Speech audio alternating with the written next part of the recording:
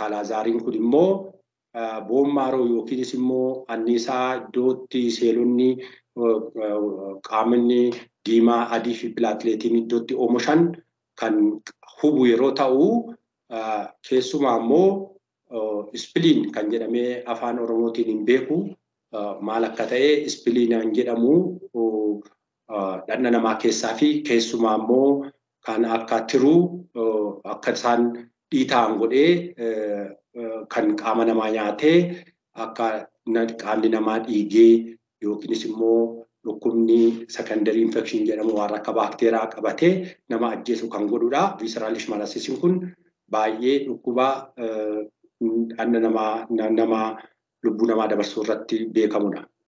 Dhukkubichi namarraa namatti hin darbaa? Dhukkubni kun kan itti darbu namarraa namatti kan darbu kan sababa karaa saandifilaay yookiin immoo tisiistattiin saandifilaay jettu kanaani malee hafuuraan hin darbu wallee cabbaxuu yookiin immoo harka wal qabuudhaan wal hammachuudhaan wal lungachuudhaan kanaatiin hin darbu. Kan inni darbu dhiiga namaa namni tokko nama leishmaniasisii visceral leishmaniasisii qabu tokko yoo ka'ee dhiigni isaa tun sakatta'ameen namicha sanaaf laatame tuttuqaa dhiigaatiin inni darba. Yoo namni sun dhiiga sana fudhate leishmaniasisiin kun darbuu danda'a. Isteejota qabaa parasaayitiin sun yeroo nama keessatti guddatuu fi akkasumas immoo laaboraatoorii keessatti dingata yoo eksperimentii ijoolleen hojjetan infective stage jennu qabna. Infective stage sun promastigoot kan jedhamudha. Promastigootii sana yoo marfeen ittiin nama waraabin nama darbuu danda'a malee yookiin karaa tisisa sanaa darba malee karaa biraa karaan inni darbu hin jiru. Ammoo naatti kan saayinsiin beeku. Biyya Itoophiyaa keessatti iddoo akkamii jira?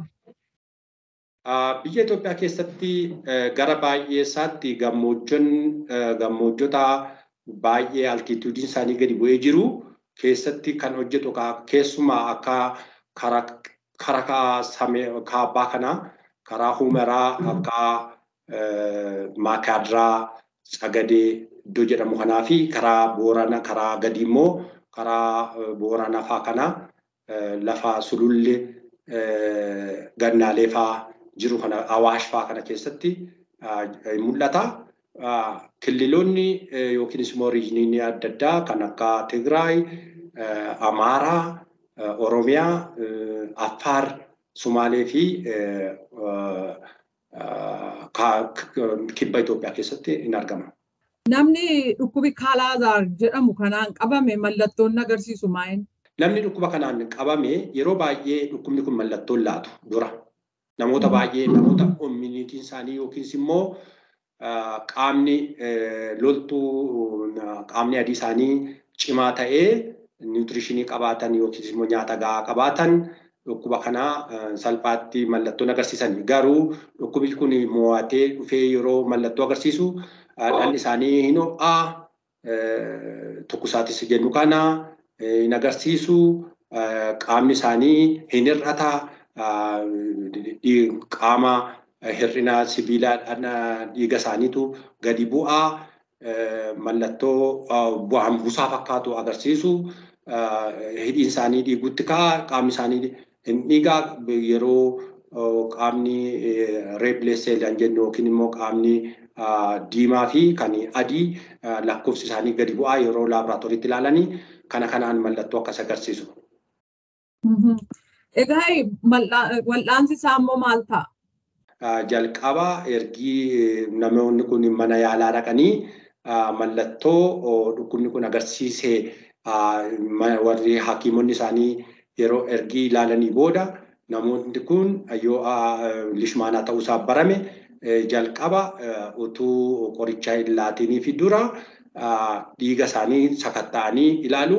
Dhiiga isaanii sana keessatti immoo akka animiyaan jira yookiin immoo hir'inni dhiigaa jira. Hir'inni dhiigaa sun akka inni fooyya'u godhu achi pilaatileet kan jedhamu gosni qaama dhiigaa jira. Isaan suni akka isaan ol guddatan ergi godhamee booda gaafa animiyaan isaanii fooyya'u fi secondary infection sila akkuma inni baakteeriyaa dhukkuba adda addaa yoo jiraate kan dhukkubni sun akka hin fayyine hangodhu isaaniin dura akkamanii ka'aniitu yaalanii ka'anii achuma iddoo treatment center jedhamu gara 23-4 jira Itoophiyaa kana keessa achitti tursanii follow up yookiin immoo ammaaf amma ilaalaa mallattoo isaan agarsiisanii duukaa ergi ilaalanii booda yoo qorichi isaan laatamu sun tiruu namaa waan miidhuuf qoricha sana qoricha leishmaniasis jedhamu laatanii fi hakiimiin isaanii hordofee fayyuu danda'u.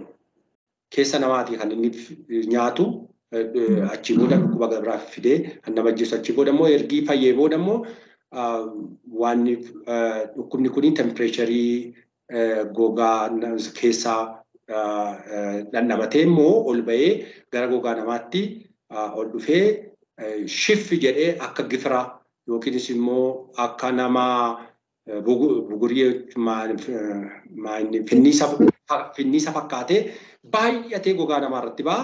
Yeroo kanaa fi carraa saandi filaayin dhuftee fudhattu dhiiga namaa fudhattu godhaa. Yeroo sana saandi filaayin kun immoo parasaayitii kana fuutee nama gara biraatti immoo dabarsuu dandeessi. Ishee keessa ture baayoloojikaalii maatured ta'ee ishee keessa ergi ture booda immoo nama gara biraatti darba.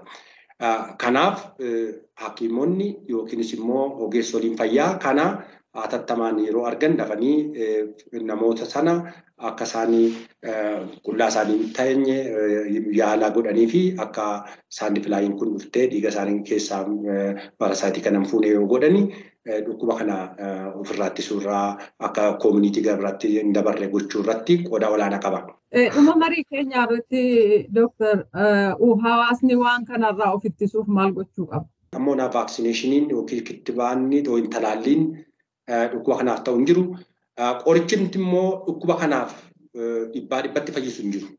Kanaaf namni maal gochuu jaa akka dhukkuba kana namatti dabarsitu tisiisa saandi filaay jedhamtee waamamtu kana waan ta'eef akka isheen dhala namaa dhuftee dhiiga hin fudhannee dhowwuudha inni tokko. Akkamitti dhowwuudha taansee inni tokko dhukkuba qibaatii